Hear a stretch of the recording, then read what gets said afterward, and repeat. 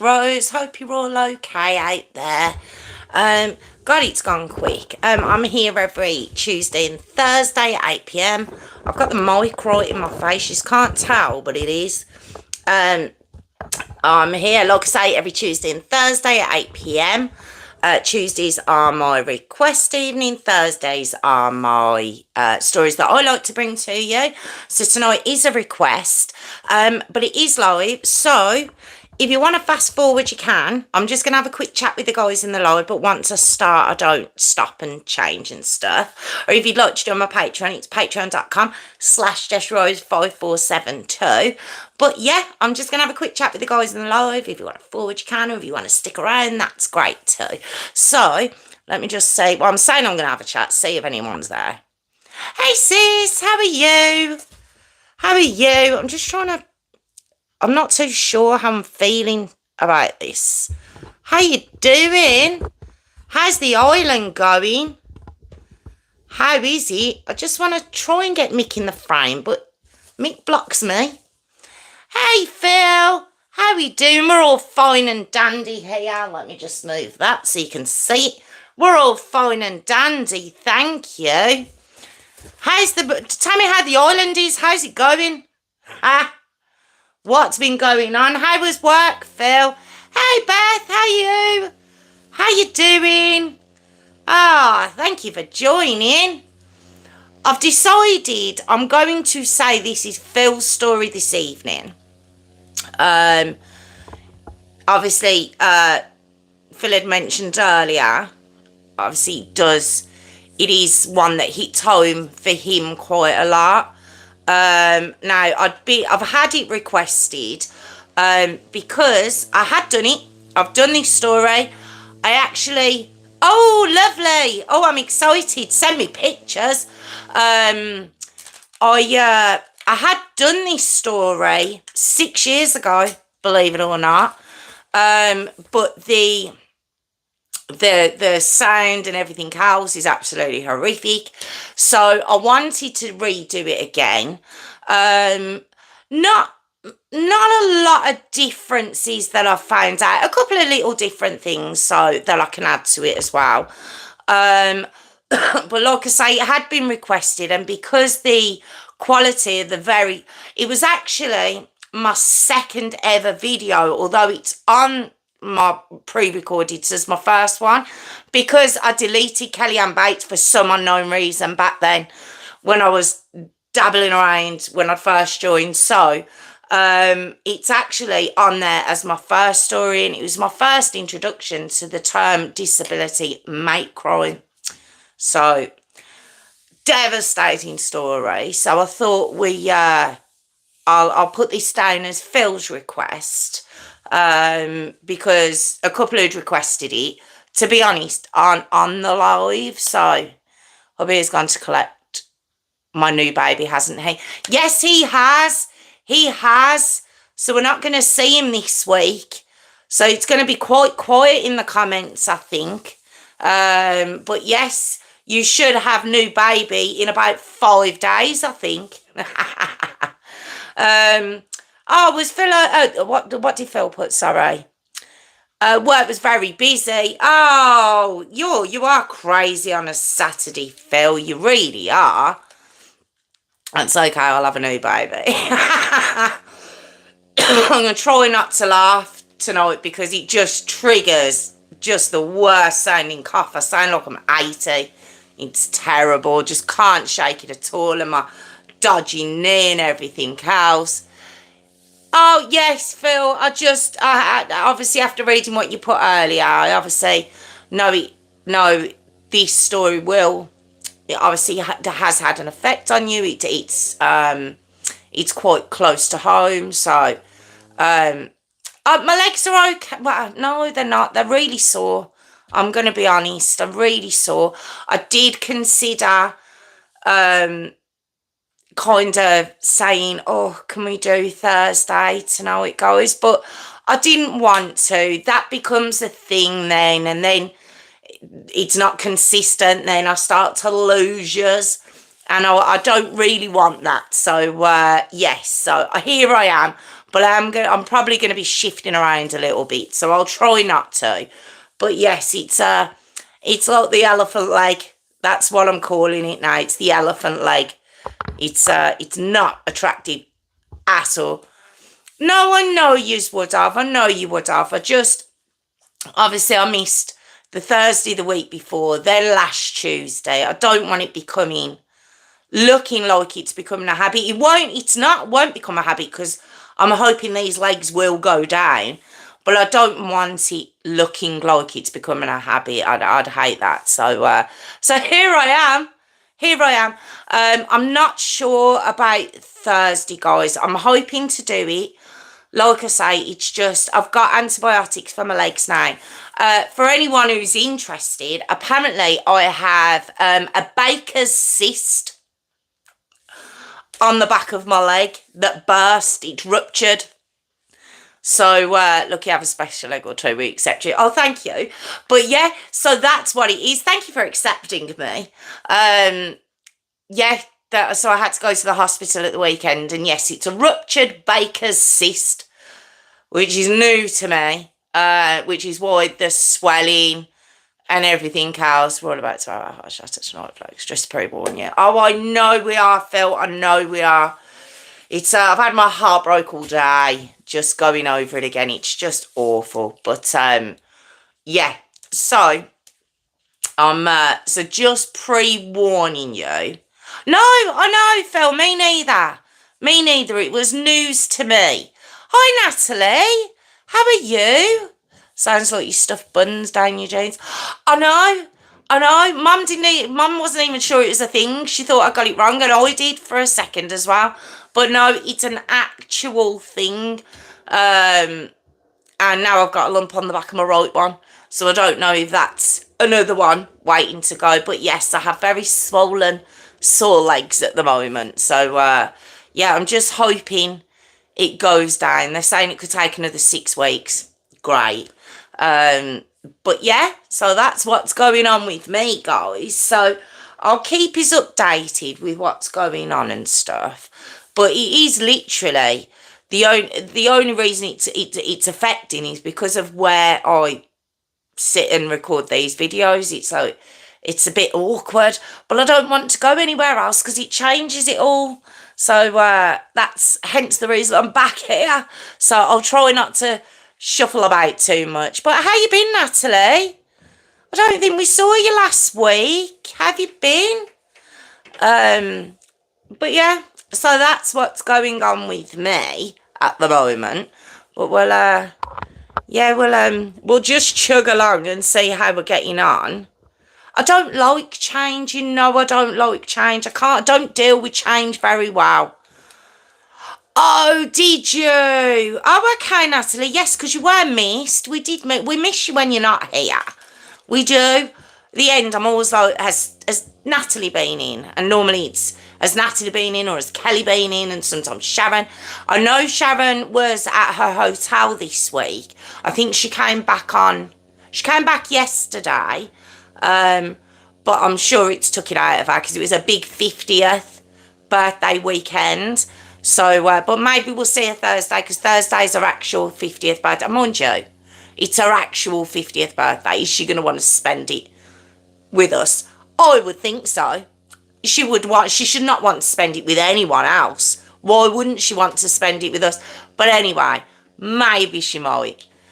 Hi, Mum. How are you? Hi, Jess and all the crew. Ah, how you doing, Mum? Tell them about my baker's leg. No, my baker's, what is it again? Baker's cyst. It's telling them again. Oh, is Mum listening though? Is Mum listening? Am I saying this and Mum's not listening? No, Phil, I struggle with it.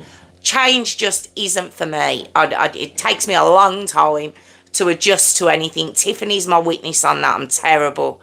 I don't adjust to things very well. So hence the reason I've been sat in exactly the same position for 6 years. Okay, sausage. Okay, yeah, I was wondering where she was. I was wondering where the Hayley was. Oh, here she is. Here she is. She was coming to hunt you down, Hayley. My God, don't ever Don't ever not appear that long. Baker's cyst, yeah. That's what. It's CYST, apparently. But yeah, it's on the back of my leg. I'm trying, I don't know what's going on. I'm trying to get Mick in the frame. And it's not working. There he is. But he's blocking me now. Mick's just going to have to come out of the frame for a bit, unfortunately. Right, okay.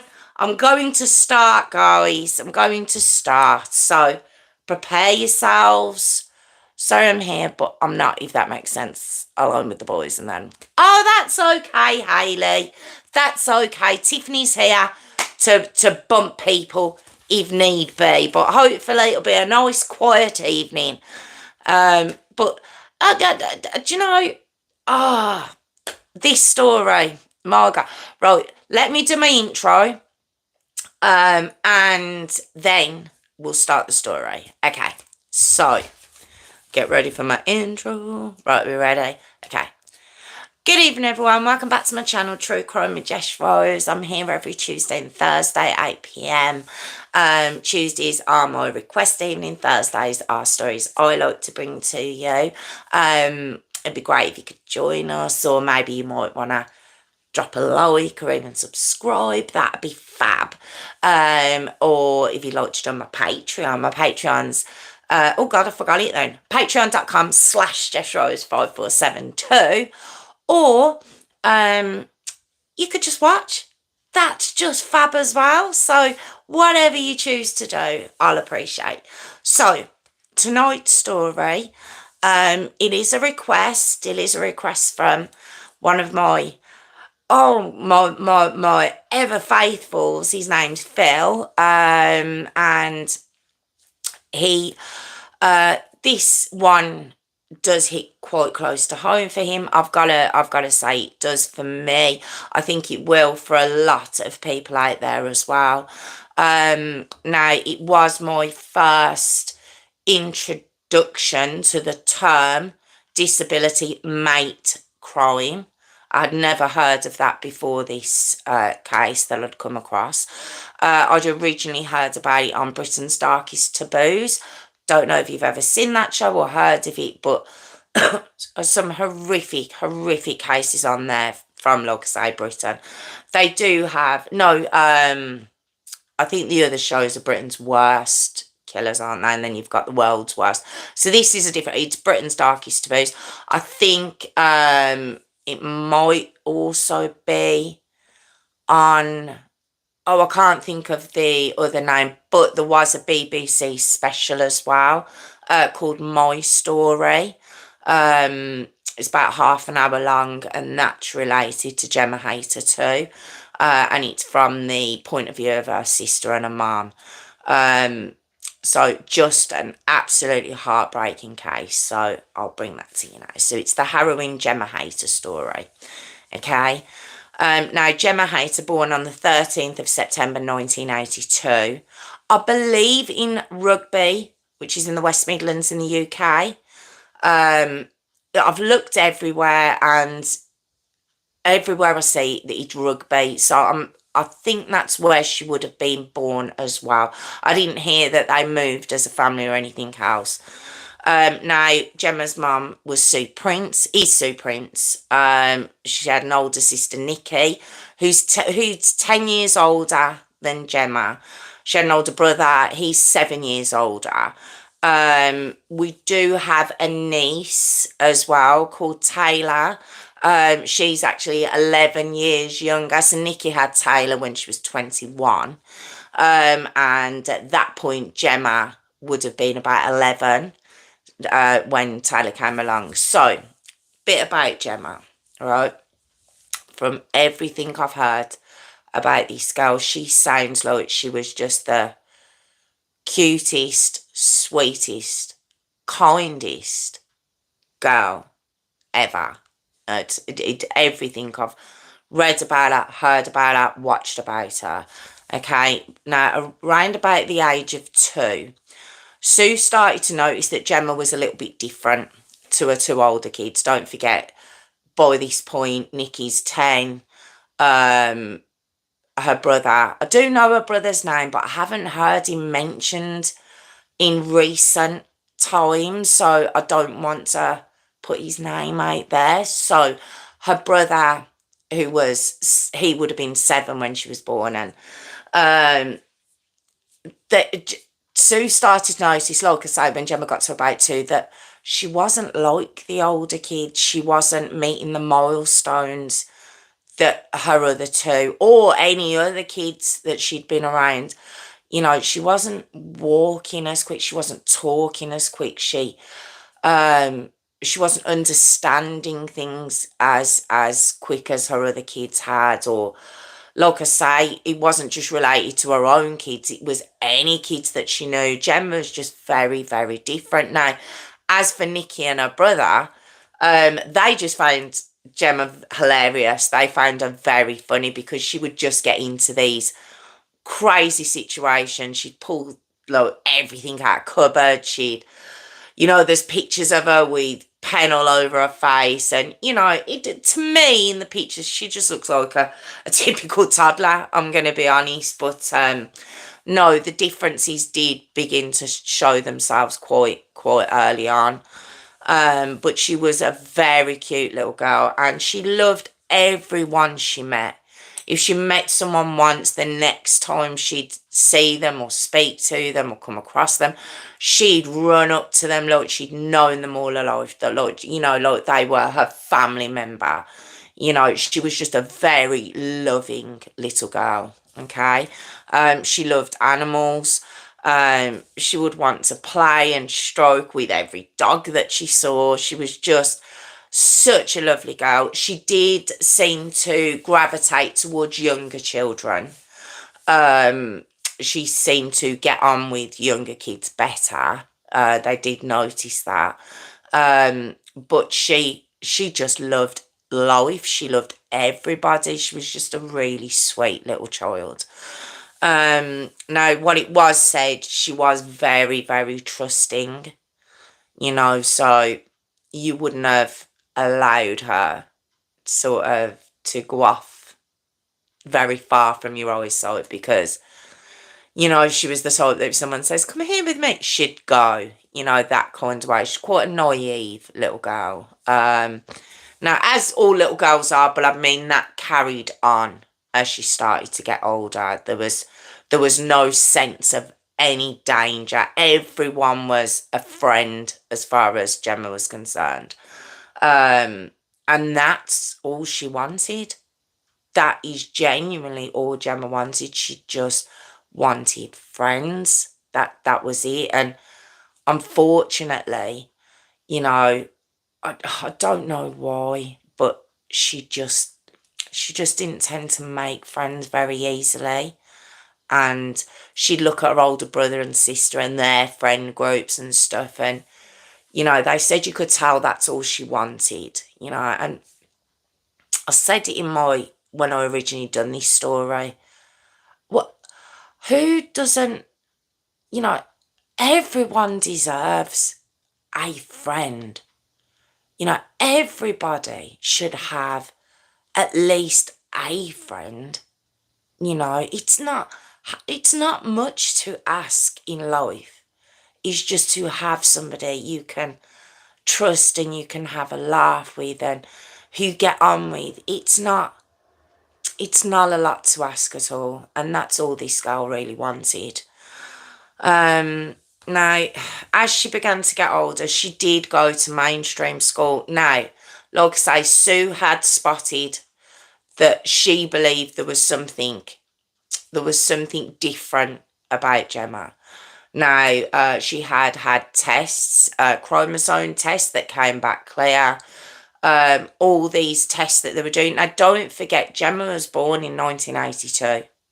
Okay, very, very early on in, I suppose, the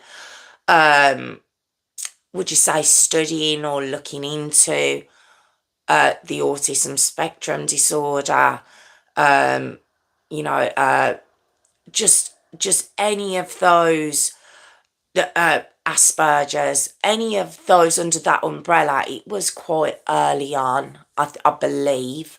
And every doctor that Gemma was being sent to, they were just telling Sue, no, she's fine. She'll catch up. She's good. Mainstream school, Sue was told she's all right. She's coping, and everyone around could see Gemma wasn't coping. She wasn't doing well. She wasn't thriving in these environments. She really wasn't. But no one would listen. No one would listen to Sue. And as Nikki started to get older, she'd get involved. No one would listen. There would be tests done and it'd be like, no, do you know what? She's fine. She'll catch up. People are different, I suppose. Do you know, so frustrating.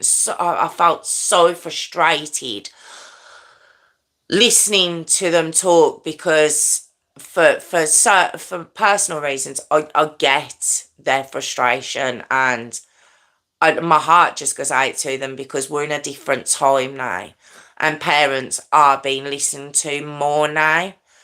Um, and I don't think Sue was getting that same help at all. Okay. Now, like I say, all she wanted socially, all she wanted was a friend. That was it. Okay. Now, Taylor, do you remember I said Nikki's daughter? She came about, so now Gemma's about 10. Taylor's born, and it said that she loved little Taylor. Taylor would be her niece. She loved her.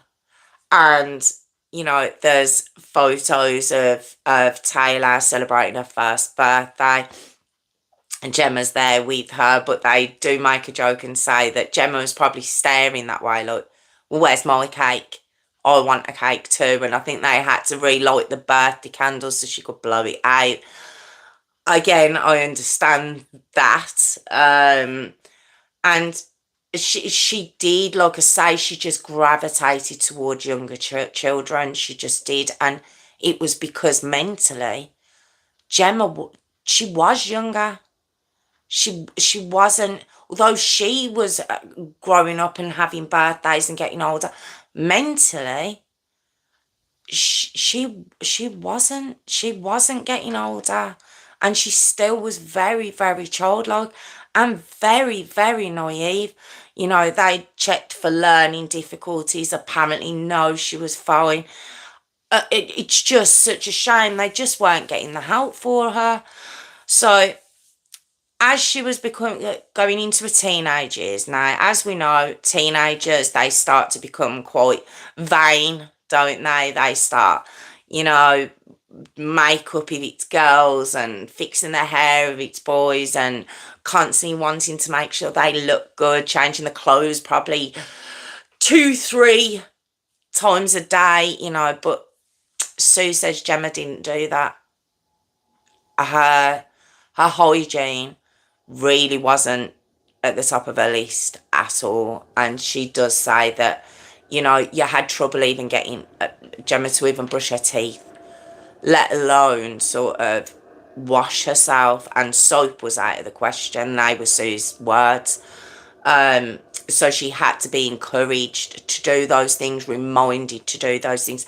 And this is what I'm saying, just because she's a teenager, mentally, you look at I don't know. I mean, I'm not going to pinpoint an age, and I'm just saying someone much younger doing those things wouldn't be first and foremost. I mean, how many times do you have to remind your kids to brush their teeth?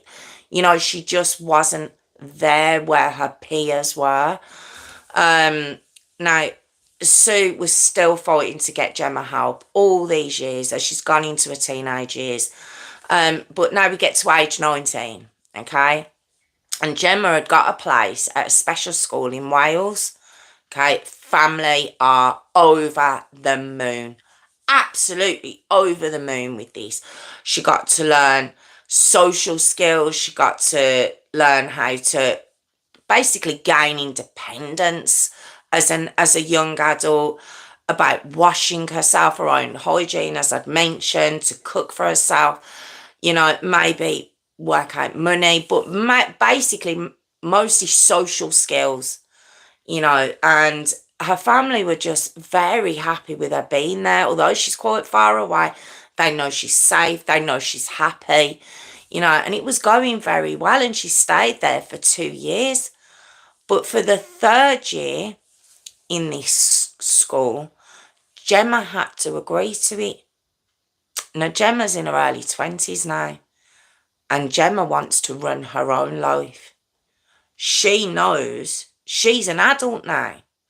Now, like I say, mentally, possibly she's entering maybe her teenage years, but with regards to her actual birthday, she's early to, I think she's around 21 at this point, and she's a woman, and she wants independence, and she wants to run her own life, and she feels, more to the point, she feels she can. And her family, it must have put the fear of God in them, because they know. And they not only know that she's not capable of that, even with all the help that she'd got in the school she'd gone to in Wales, it's the naivety they're worried about. You know, she still believed that everyone was a friend, and that's what she was desperate for. She just wanted friends. I just feel so sorry for this girl. I just, you know, you just want to, you would have loved her to have met good friends, nice friends, you know, just come across people who wanted to help her and be there for her. Okay, so she comes back home, all right, but she doesn't come and live in the family home. She felt she's learned enough to live on her own now, okay? So she does come back to Rugby, and she does live in a couple of places over the next couple of years, but again, because not understanding what's the word I'm looking for? Not the importance of money, but the quality of money. I'm not saying that right, but she wasn't paying her bills. She wasn't paying her rent. You know, all the time, Sue and Nikki are trying to get adult services involved just to try and help her as a vulnerable adult, just so she's got a social worker. They can't get it. They can't get this help for her because Gemma hasn't been diagnosed with anything. So they're not inclined to come out and help this girl. And it's just, it must have been just, they must have been pulling their hair out. Now, she gets to age 24. Okay, this is about 2007. This is, okay. Now, 2007 to, yeah, about 2007, okay. So the council move her into a social housing flat, all right. Now, she'd actually been signed off from the assisted living part of the social services department, because they'd actually had a guy come out. They'd had him come out and evaluate her, and he'd come out to Sue's house to evaluate Gemma. And Sue says he stayed about 10 minutes, and for half of that, Gemma wasn't even in the room. And he just evaluated that she was fine. She'd be fine living on her own. And he signed her off. She was signed off from any adult care whatsoever. That was it. That was it. And just how frustrating. It must have been so hard to get that guy out in the first place, and then he comes for 10 minutes. Doesn't even really see her for, I mean, you'd need to stay. To see something like that, you'd need to monitor someone over a few days, if not weeks, to see how they cope, how they feed themselves, clean themselves, deal with their household, you know, their bills, etc. He stayed for 10 minutes and signed her off. Okay. Now, she was living in a high-rise, like I say, in Rugby. And I've seen the building. And when she moved in, Sue went round, she cleaned it top to bottom for her. She was given new furniture, new sofa, TV, stereo, DVD player. She was kitted out. You know, this flat was all kitted out for her just to try and make it as comfortable as possible for her. Now, her family were constantly worried though, because this high rise, it wasn't for people living in assisted living situations or people who had social workers. This flat was where Sue found out they were sending people who'd just come out of prison, people who struggled with drug abuse. This was where Gemma was. This very naive, innocent girl. This is where she was living. And oh, they homed in on her very quickly. Very, very quickly. Now, her family, like I say, constantly worried. And if ever they tried to meet her, and and go around and collect her or anything else, she'd never let them come to her flat. Ever. They weren't allowed in her flat. She'd meet them outside. And her mum says she never wanted to sort of go up to the door because she wouldn't want to be in a position where Gemma was saying, you can't come in. She goes, but she did know. I don't know if it's through Nikki or through neighbours, but her flat had become horrific inside. I have seen pictures of it. It was her bedding. Her bedding had mould on the pillow and on the duvet. That's what she was sleeping in. There was just rubbish everywhere from just crisp papers and sweets and, very, very, very, very neglected place. And the smell was horrific in there. And I'm presuming this is why she wouldn't let any of her family in. And herself, she was quite unkept. She was, her hair wasn't done and things like that. They were really, really worried about her. But Gemma herself, she's living this independent life. She's a woman now, and she, this is what she wanted, and it's just very, very, very sad. It really is. Now, in a couple of cases, remember I said there was drug dealers living in this building. There was people just coming out of prison. And one of them had befriended Gemma, and he'd asked her to look after some presents for him. Now I have got my fingers up. Presents for him. It wasn't presents. It was drugs. And when one of her neighbours asked her, look, what are you doing? What are you looking after? Well, he's my friend and they're his presents, and I said I'd look after them for him. And these weren't soft drugs. This was heroin. They had in this poor girl's flat. And she just believed she was doing a friend a favour. This was what Gemma was up against now. Men were taking advantage of her during this time. That bit's very upsetting. I've heard different things about that side of Gemma's life that I hadn't mentioned in the original video, but yeah, not only did she want a friend, I think she saw people who had relationships, with the opposite sex, and that's what she wanted, and they just took advantage of her sexually, and she thought they liked her, and so she was going through a lot at this time. She just didn't realise she was going through a lot. I don't think. Okay, so she just wanted to be seen as an equal in society. That's all she wanted.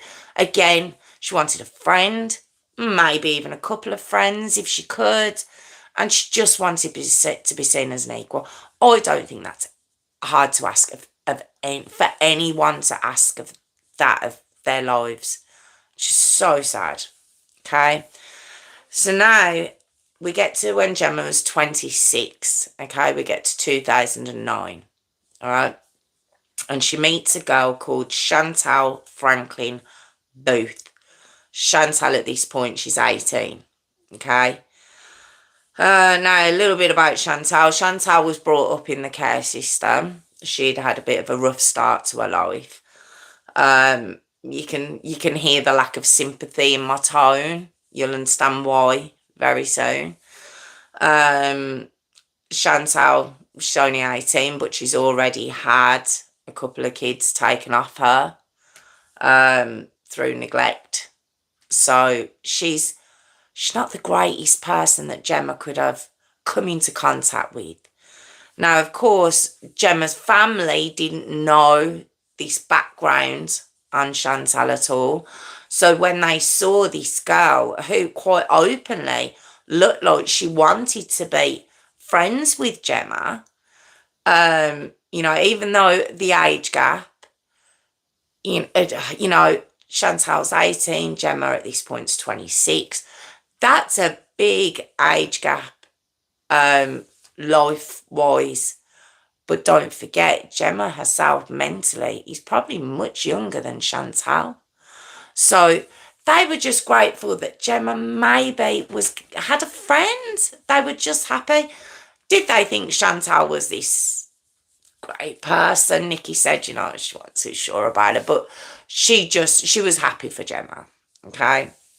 Now, the family, they were happy. They would go out together. Gemma would go over there for coffee and stuff. It looked like it was all going very well, but quite quickly the family start to notice Chantal is taking money from Gemma. Now, she's not stealing it. She's not stealing from Gemma, but she's quite happy to take money from her. Okay? And it starts to get noticed at the local post office. Okay?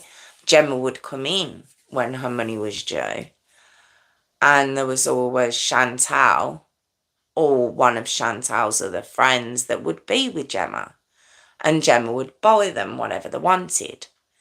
And the post office woman said, had there been a social worker or anybody, we would have mentioned it to them that, look, this girl's constantly being surrounded by these younger kids, basically. We feel like they're taking advantage of her, but she had no one to tell. This post office woman didn't. And so that didn't go unnoticed, okay? Now, Gemma herself, she felt she was just helping out a friend. That's how she saw it. And no matter what was said to her, you couldn't tell her, listen, this girl's taking advantage of you. She would hear none of that. This is her friend. And as far as Gemma's concerned, Chantal can have whatever she likes because she's her friend. Okay? Now, one day, Gemma was seen outside a bus stop by a woman who knew her. And she says, what are you doing? And she did notice that Chantal was with her and another guy was there. And she called Gemma over and she's like, what are you doing? She goes, well, we're going to Coventry. She's like, why are you going to Coventry? What are you doing? Why are you going with them? And she was like, wow, they tell me what they want and I get it for them. And quite obviously this woman saw that either Gemma's paying for it or she's stealing for them. And she was like, but why? Why are you doing that? And she's like, because they're my friends. So it had got to the point where if she didn't have the money to buy Chantal what she wanted, she would steal it for her. She didn't see it as a bad thing. She saw that she was doing it for her friend. It's just so frustrating.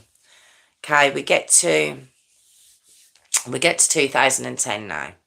Gemma's about 27 at this point. Now, Chantal is going out with a lad called, remember I said the lad who was there when they were going to Coventry. His name is Daniel Newstead, okay?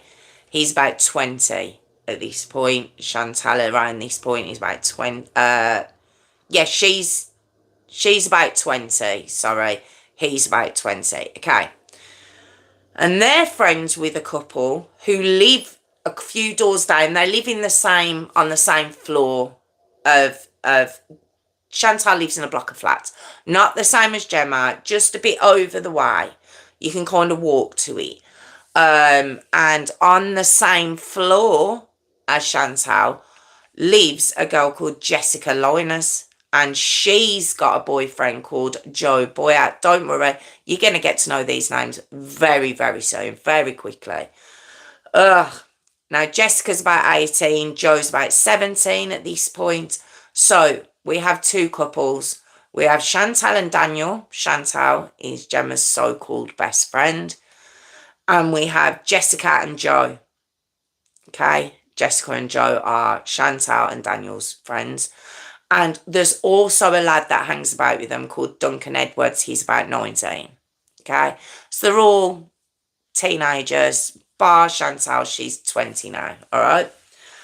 So Gemma gets to meet these guys too. Remember I was saying there's people who go down to the post office when she's drawing out her money. There was a lad with Chantal at the bus stop when they were going to Coventry. So they're all in on this kind of thing where, we need anything, get Gemma. Now, it was said that in normal circumstances, they wouldn't have had time for Gemma. They weren't interested in Gemma. Jessica Linus, again, she was had a rough upbringing. She was in the care system. She'd also had a child taken off her. She was 18 at this point.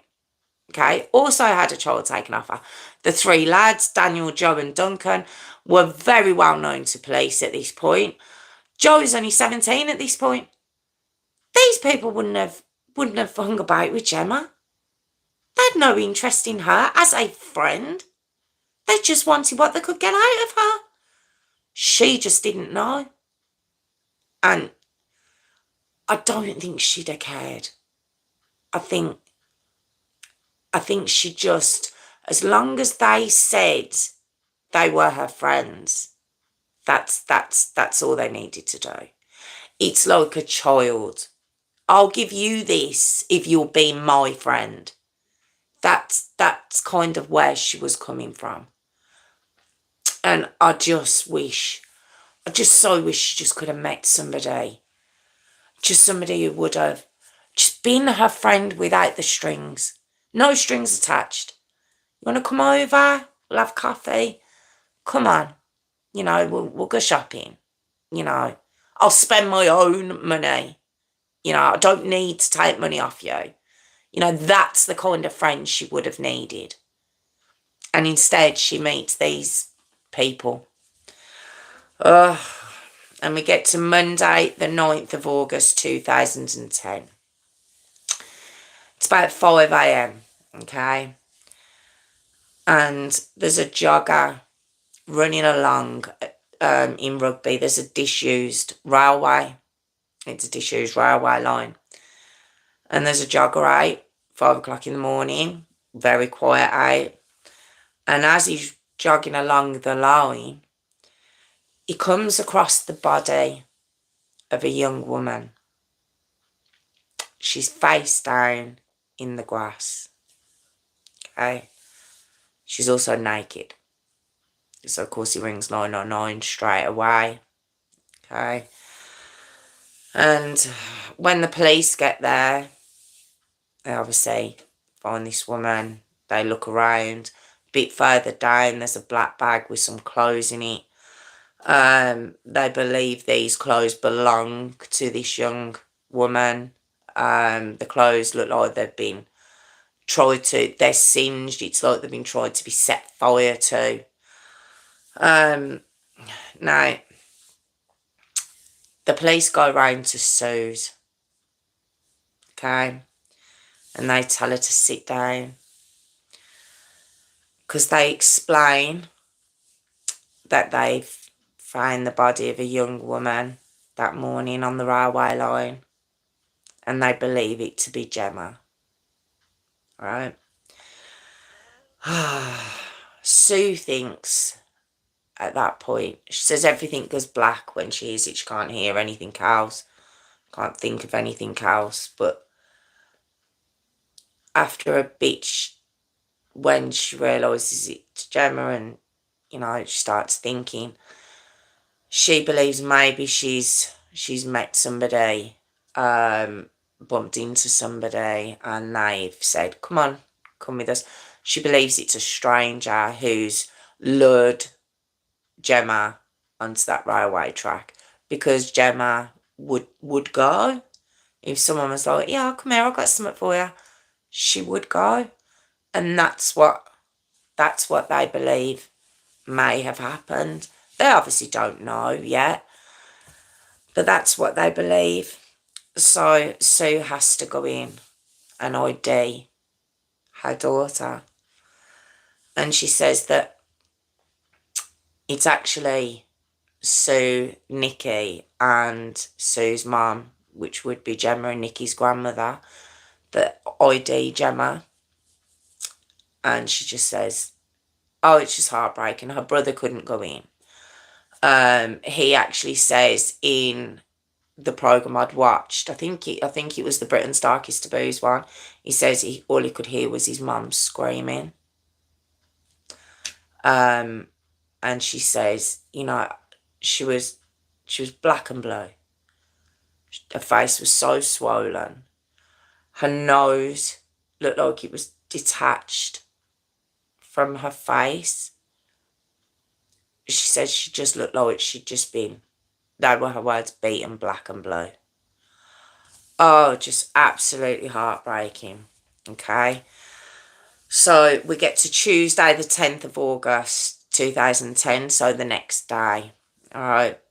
And police have been going through Gemma's phone, and they see Chantal's name on there over and over again, like messages back and forth between Gemma and Chantal.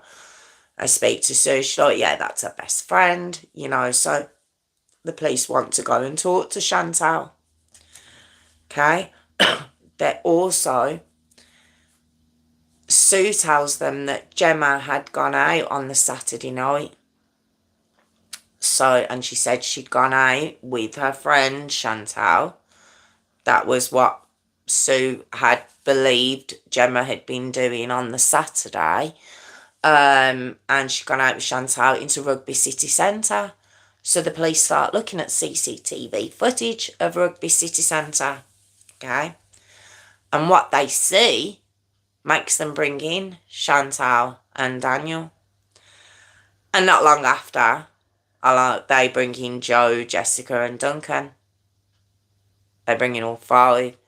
Now, no one's actually accused these five of anything just yet. But they're all there laughing and joking. Now, Gemma's their friend, supposedly. But they're all there laughing and joking.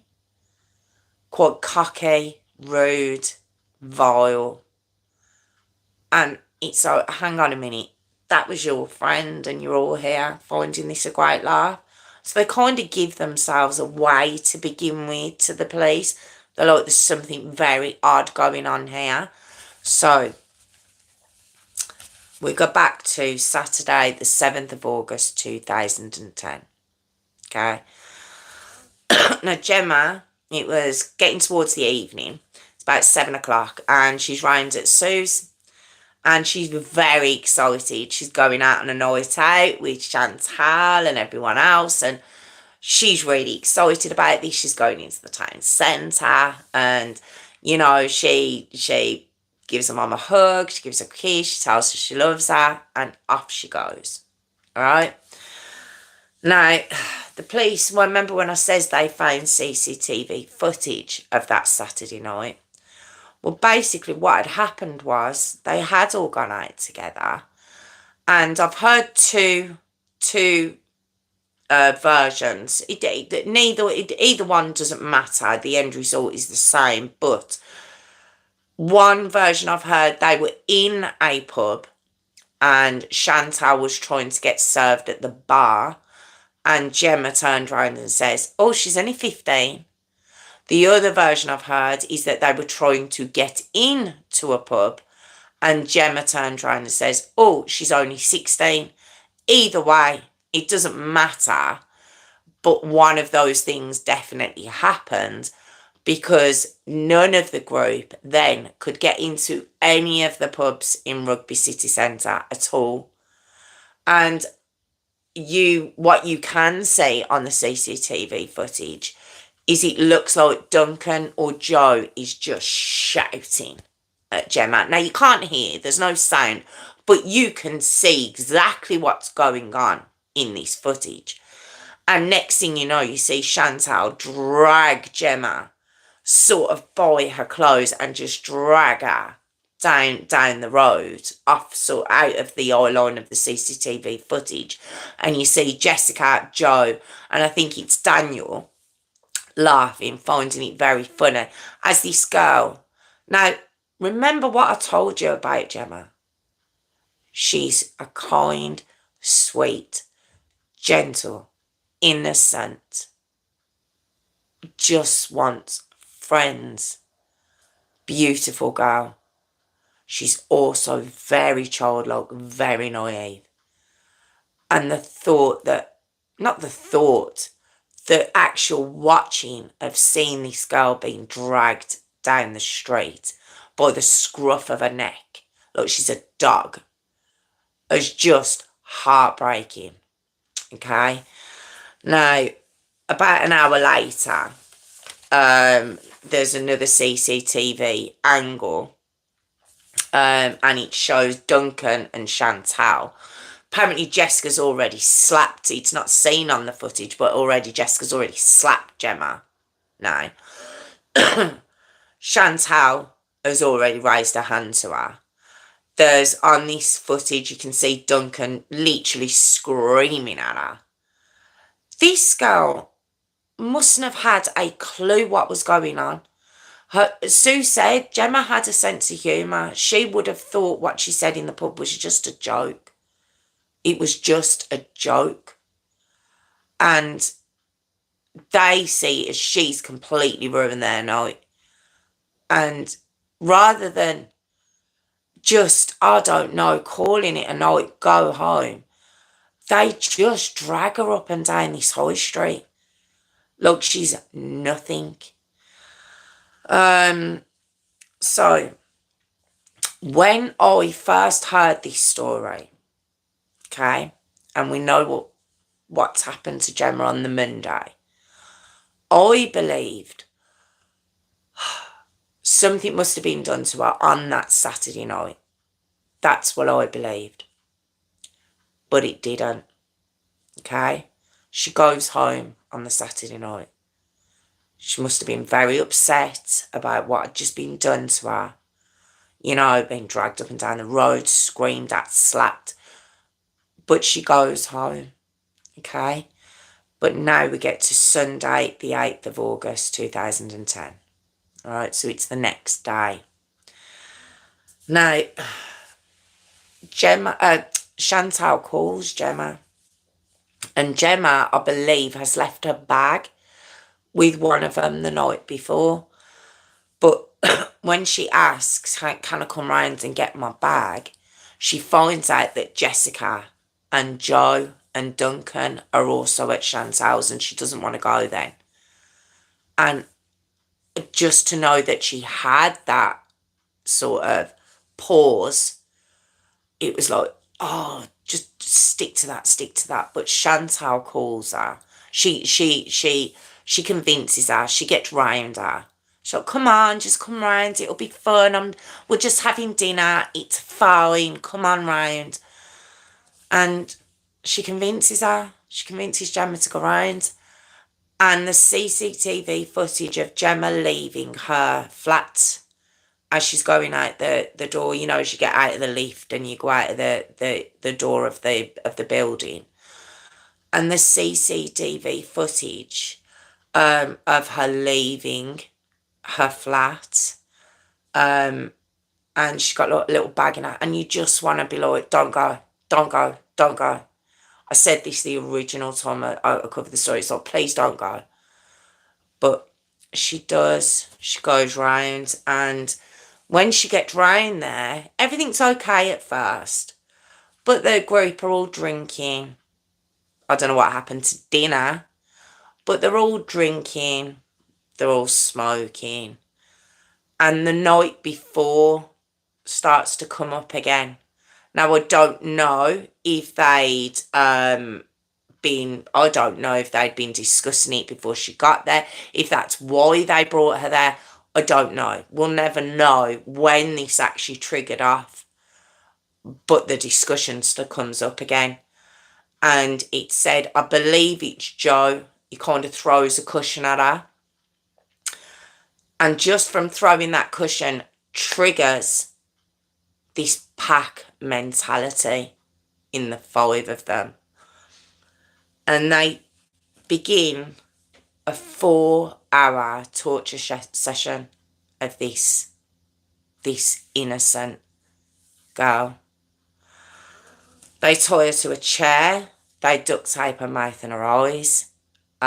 She was beaten around the head with a mop. Chantal headbutts her. And the force of her headbutting her, it's believed that fractured her nose. Then just to break her nose completely, do you remember what I says her mum said when she went to see her? It was like her nose was no longer attached to her face. Well, yeah, they bounced her face off an industrial-sized radiator. And the reason we know that is there's so much blood up that radiator. In fact, there's blood all round that flat when the police go and look. Gemma's blood's everywhere. Okay. They pee in beer cans and force her to drink it. They lock her in the bathroom. They just terrorise this girl. They slap her, punch her. There's 3 lads and 2 girls. There's 5 of them. Not one of them could be like, all right, let's call it a day now. Let's maybe let's not even start it. But at least couldn't someone have just gone, okay, let's stop now. But no, something had happened in them that it's that pack mentality thing. I don't know what it is. I don't even pretend to understand it. But that's what had happened. Okay. So it's going into the early hours now. She's been there so long. And she actually asks them to walk her home. Right, so it's gone into the 9th of August 2010. All right. And CCTV footage is this CCTV footage, if ever you go away and look at it, is absolutely heartbreaking because you know what's just happened to this girl. And what you can see is Chantal, Daniel, Jessica, Joe and Duncan all walking through Rugby High Street with Gemma coming up the back. So they're not waiting for her. She's obviously in a lot of pain. She can't walk fast. She's having to stop as she's walking to get herself together. But it's them 5 that will stand out to you because you can't tell on first glance that there's even 2 girls in that group, Jessica and Chantal, because they've got hoodies on with the hoods up. Their faces are covered. They are covered head to toe, all 5 of them.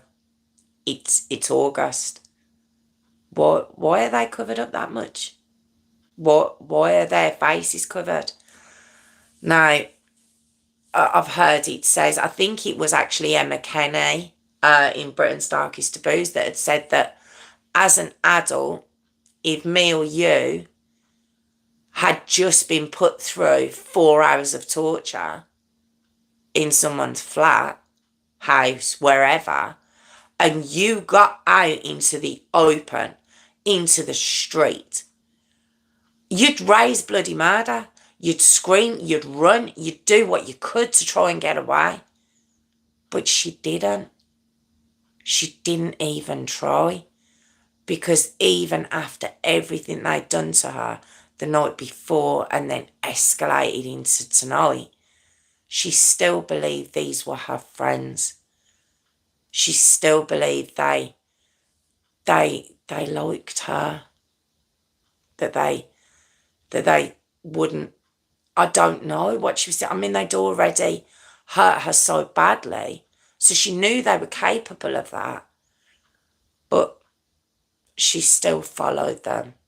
And the footage of her walking behind them it's harrowing. That's why I've called that this. It is harrowing to watch. It's absolutely heartbreaking. The CCTV footage even zooms in at one point. You can see the blood on her nose and she's kind of dabbing it. She's got sort of a cap on. It said that they'd shaved her head at one point in the apartment as well. That seems to be a thing, doesn't it, in these cases? They love to shave people's head. Okay. So she believes, like I say, they're taking her home and they walk down to the railway track, the disused railway line. Okay, now this apparently would be a shortcut to Gemma's flat had they done a left as they got down to the railway track. But they didn't. They did a right. And she still didn't question it. And then as she was walking, they put a black bag over her head. She took it off, they put it back on again and began beating her. They beat her to the floor. They started kicking her, stamping on her. Just absolutely destroying this girl for nothing. Then I believe it was Chantal stabbed her in the shoulder blade. They just carried on beating her. There was a point where she was stripped naked, and Nikki says that she really hopes that they didn't make her strip naked in front. I just don't know. I don't know. Just the thought, what she would have been thinking at that point. But if you remember, she was naked when she was found. And then they just make sure that black bag's over her head and they put her into the grass verge and they leave her there to die. And then they walk back. And the CCTV footage of them walking back about 1 o'clock in the morning, exactly the same as it had showed them walking to the railway line, only walking back, Gemma's not with them. And they're holding hands and they're all waiting on each other.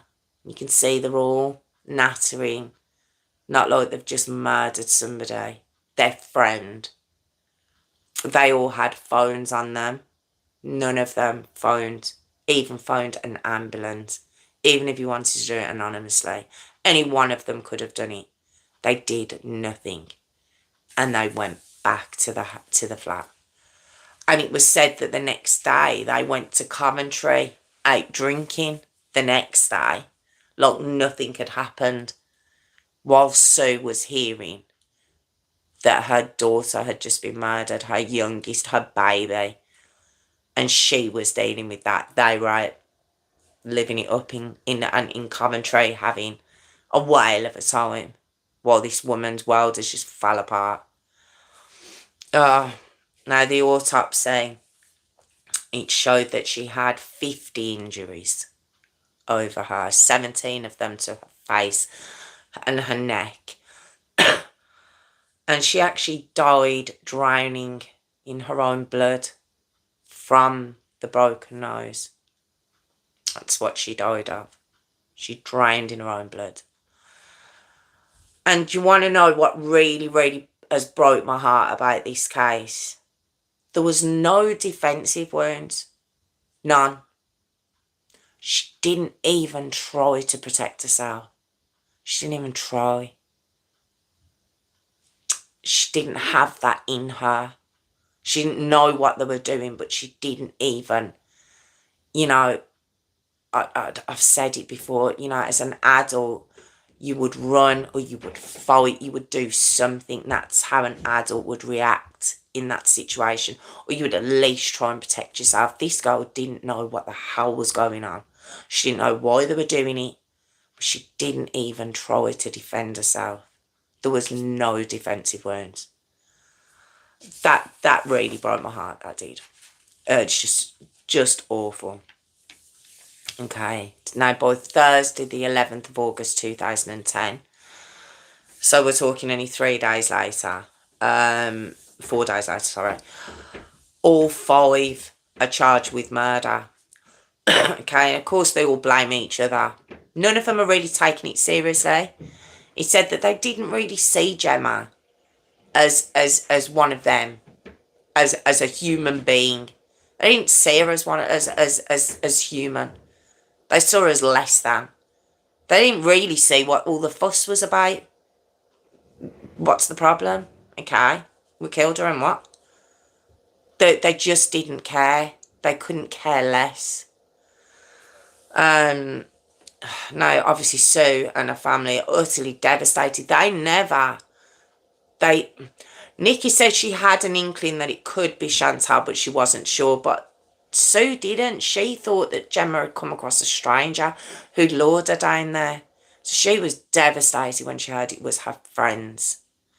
And she was like, it was 5. It's bad enough to find out that your child's been murdered by one person, but to find out that they were murdered by 5 people. 5 people who she thought were her friends. And not one of them tried to stop what was going on. Let's not forget, it didn't all happen in the flat. They walked her to her death. So, Chantal Booth, now she was 22 by the time of sentencing. She was sentenced to 21 years. Sorry, I've fast-tracked there. Chantal Booth, Daniel Newstead and Joe Boyer, okay, were all found guilty of murder. All right. Chantal got 21 years, Daniel got 20, and Joe got 16 years, okay? Duncan Edwards and Jessica Loyners, they were found guilty but of manslaughter. I believe they got manslaughter because when they went down to the railway track, they didn't get involved in the attack on Gemma. That's what's been said. Duncan sentenced 15 years, Jessica to 13 years. Okay, they were their sentences. This was obviously seen as a hate crime. Now, these sentences, you know, if you are listening in America, you know, and we're used to the American sentences, this must seem like, say it again, what, did you say 121 years? Or did you actually say 21 years? Must be a shock to you. But these were actually high sentences for the UK. So it was showing how disgusted everyone was at what these animals did. Oh, I've called them animals. God, I've got to stop using that term. Monsters did. Okay, cretins. The judge actually says she followed you like a loyal puppy, battered and bruised. Oh, and like I say, they were like, she was so different. So what was the problem? Who cares? That's what the 5 killers were thinking. Who cares? She was so different to us. Why do we care?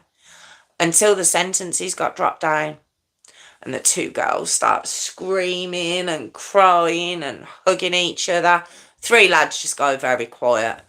But while the trial was going on, they had to separate them and everything because they were just idiots just prattling about. I don't think they thought they were going to do any time whatsoever. They genuinely didn't see Gemma as human. That's how bad these people are. Oh no. Sue actually turned round and she says that if Gemma had have lived, say she'd have gone through that ordeal and she had have lived, Sue said that Gemma would have actually forgiven them.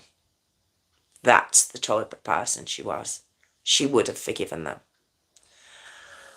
And Sue, bless her, she goes out to schools now to teach kids that just because people are maybe different to you, that's not a bad thing. It doesn't have to be a bad thing. It's not a bad thing, you know. That's what makes us us. Of course, we're all different. And she goes out and she teaches this in schools, which I think is amazing. Okay. There is footage of obviously Taylor and Nikki looking at pictures, which is awful. But Taylor then, obviously, which is Gemma's niece, begins to talk and says that she actually knew Jessica and Joe. Don't forget, there's only, I think, 11 years between Gemma and her niece. Now, there was a good age difference. There was about 10 years between Joe and Gemma. So she went to school with Jessica and Joe. She wasn't friends with them. She didn't hang out with them. She just knew them to see. And she says of Jessica, she said she was the type of girl that you'd see in the playground. You'd see her getting in trouble and you knew to stay away from her. She goes, but just to realise that it's someone that I did know of that could do that to my aunt, it just scares you because you don't want to trust anyone. You can't trust anybody. And that's very, very sad. Now, they asked Nikki, what would you say to Gemma if you could say anything to her now? And Nikki just goes, I'd say I'm sorry. And she does break down. She says, I wish I'd have been there for her. Taylor says, I'd ask her, do you want to come to dinner? Just those little things is what Gemma loved. And it's very, very sad. Now, there was a serious case review. It's much like social services when we do stories that relate to children. A serious case review was ordered for the errors in Gemma's care, or lack of care, should I say. There was 23 missed opportunities to help Gemma in the decade before her death. 23 missed opportunities between the age of 17 and 27 when she was murdered. And they just missed it. They didn't miss it. They just didn't even try. She'd even written to them herself when she was 25 asking for help. Gemma had done that. And it was ignored. And the representative that I saw in this interview, you can hear him talking and he says, we're sorry, I'm sorry. And you think, I found myself leaning forward like, is he going to miss something here? But then he turned around and he says, but I don't think we could have prevented it though. So he's sorry that she's died, but he's not sorry for their mess up. Them not helping. He's just sorry that it happened. I was sickened when I heard that. It was like, we couldn't have stopped it happening. Our intervention. Of course he would have, because she would have had a social worker. She would have had someone around her. She wouldn't have been out at that time of the morning. Just very, very, very, very sad story. It really is. Just breaks my heart every time. Every time I see anything on this or think about it, it's just... it's such a sad case. And that was the Harrowing Gemma Hayter Story. Thank you so much for joining me. I really do appreciate it. Oh, God, I don't even know what to say now. Like I say, I'm here every Tuesday and Thursday at 8 p.m. if you'd like to join me. If you'd like to subscribe, that'd be amazing. Or like the video or just comment. That'd be great. Thank you so much for joining me. I really do appreciate it. And I'll see you Thursday. Thank you so much. Take care. Thank you. Oh, how are we all doing? Awful, isn't it? Such an awful, awful, awful, awful case. So upsetting. One, it always gets me, this one does. Always does. I mean, I would say always. It's only a second time I've obviously done it, but to go over everything again and just to hear different things that I hadn't heard originally. So, it's just so upsetting. It genuinely is. It was the non-defensive wound for me that was that stomach drop. It was like she didn't even try. She didn't even try. She didn't know what was going on. She didn't know why they were doing it. Oh, God, just utterly, utterly heartbreaking. How are we all?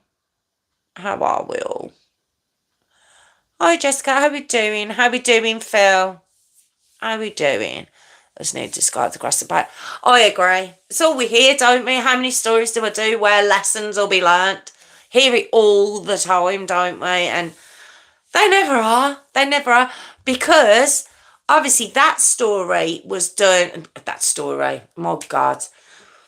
That happened in August of 2010. But do you remember the story? That's what I meant to say. Do you remember the story of Jennifer Doherty? That was in February of 2010, obviously in America. I was only 6 months beforehand. And I think Sean Rossington was not long after Gemma. Nothing changed. It actually says that crimes against disabled people had risen by 300% in 2011. Just utterly, utterly awful, awful. I know. It's it's a scary world. It's such a scary world, especially when you've got kids that do trust people and that do want to see the good in everyone, and it's so there's just it seems to me that the innocent in society always seem to attract the dregs of society. I don't know why and don't know how that happens, but why is it always the innocent that seem to attract the cretins of society? I don't get it. I know, no, same. I'm very suspicious person of everyone. I'm always like, you've got an ulterior motive. I'm very bitter in my old age. I will say that, but oh God, it's such a sad world we're living in, isn't it? It's like, why can't these cretins bump into other cretins and get on with it? Why drag down the innocents with you? She did, Phil, she did. She thought they were her friends. She genuinely did, and that's all she wanted. George doesn't even like me, and the other one who loves everyone. Same. I'm not too much to say, but yeah, it's so sad. It's like, who do you trust? You need to choke me then, Tiffany. Who do you don't know who to trust either, because then you find out. Like I say, they had Gemma's niece Taylor. I'd seen them in school. She never thought they were capable of that kind of thing. She even says Joe was just kind of a funny guy in school. She never realised he'd be capable. And then go on to murder her auntie. She said it just, she just can't trust anyone anymore. Because you think you know people and you don't. It's just awful, isn't it, guys? Right, I am so sorry, but my legs are dying as I sit here, guys. I am so sorry, but I'm going to jingle it up. I'm going to jingle early. Well, it's not early, I suppose. I've kept Jess for a long time already, haven't I? She didn't, Phil. She didn't, and she wouldn't listen to anyone either, because she just believed that they were her friends. Chantal was her best friend, and that's all she'd ever wanted, and she wasn't willing to give that up for anything. Oh, it's just heartbreaking. But yes, it's jingle jangle time. So thank you guys. Thank you so much for joining me. It is Phil. It's jingle time. Thank you so much to Tiffany and Hayley, my moderator extraordinaires, and Phil and Jessica and Natalie. I think I saw Beth earlier on. I don't know if she's still here. I don't think I've missed anyone. Thank you so, so much for joining me. I really appreciate it. I know it was a hard one this evening, but thank you so much. But yes, if you could like and subscribe afterwards, I'd really appreciate it. Or if you like, comment and subscribe, guys. I'd really appreciate it. I'm actually, do you know, my arm looks really, I need to show muscle in my arm. It doesn't look good up at the camera like that. Look, comment, subscribe, guys. Really appreciate it. Look, comment, subscribe. Or join my Patreon, patreon.com/rose5472. Or look, comment, subscribe, everybody. I'd really appreciate it. But I'll be back with you on Thursday. Fingers crossed. Hopefully these legs will start fixing themselves. Obviously, if it's too much, I will let you know with a lot of notice. But hopefully, I should be good for Thursday. So thank you all so, so much. I really appreciate you joining. Have a lovely couple of days. Love you, jingles, Jess. Oh, thank you, Jessica. They get quite aggressive, don't they? It never started off that way. They were quite sweet originally. But have a lovely couple of days, and I will see you on Thursday. Take care, guys. Bye. Look, comment, subscribe, guys.